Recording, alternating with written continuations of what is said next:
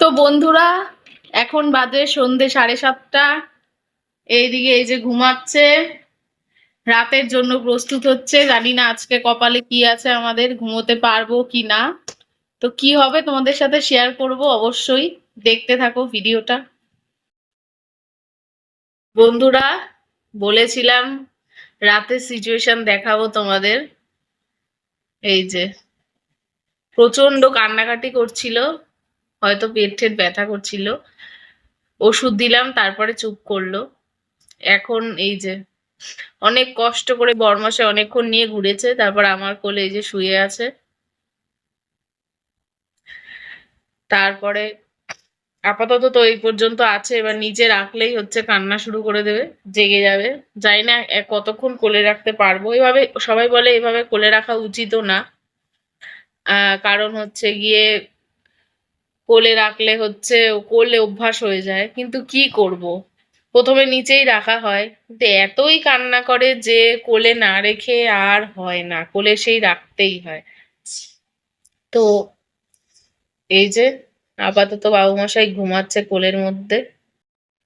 জানি না কি হবে আজকে এরপরে, কখন উনি জেগে উঠবেন, আদৌ কখন প্রপার ভাবে ঘুমোবেন।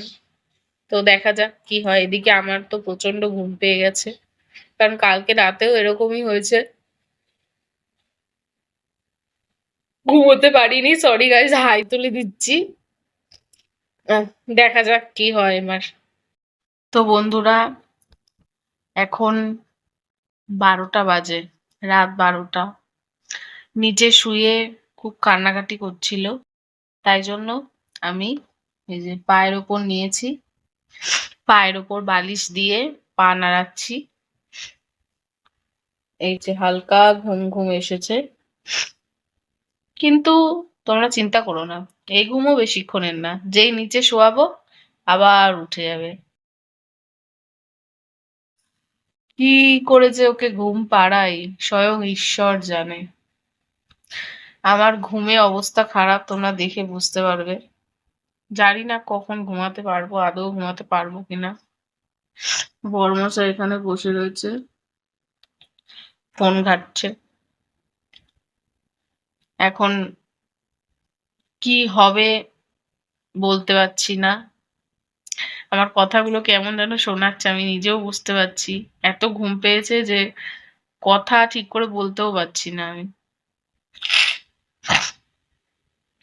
এখন মনে হচ্ছে একটা গোটা দিন কেউ যদি একটু শান্তিতে ঘুমাতে দিত, মানে ওটাই মানে সব থেকে বড় গিফট হতো আমাদের কাছে, ওই একটা শান্তির। কিন্তু সেটা সম্ভব না। যাদের বাচ্চারা ব্রেস্ট ফিডিং করে তাদের তো সম্ভবই না। যাদের বাচ্চারা ফর্মুলা মিল্ক খায় তাদের হয়তো অন্যরা ফর্মুলা মিল্ক খাইয়ে দিতে পারে, কিন্তু যাদের বাচ্চারা ব্রেস্ট ফিডিং করে তাদের, সেই মাদের তো সম্ভব না, কোনো মতেই সম্ভব হবে না। যতই ঘুমানোর চেষ্টা করো তোমাকে সেই উঠতেই হবে, বাচ্চাকে খেতে দিতেই হবে, কিছু করার নেই। দেখা যাক, এইভাবেই চলতে হবে। আমরাও হয়তো জ্বালিয়েছিলাম, আমি আমি শুনেছি আমিও নাকি আমার মাকে খুব জ্বালিয়েছিলাম। হুম, সেটাই হয়তো রিভার্স হয়ে আসছে। বলে না সবকিছু, পৃথিবী গোল, সবকিছু ফিরে আসে, সার্কেল অফ লাইফ, হয়তো সেটাই। এই যে বাবু মশাই ঘুমাচ্ছে, আমার পা দুটো তো খুবই ব্যথা হয়ে গেছে, তবুও করে যাব আমি, ওর ঘুমটা যাতে আরো ডিপ হয়। নিচে শোয়ালে, ডিপ ঘুম হলে হয়তো নিচে শোয়ালে উঠবে না, জানি না কি হবে, দেখা যাক কি হয়।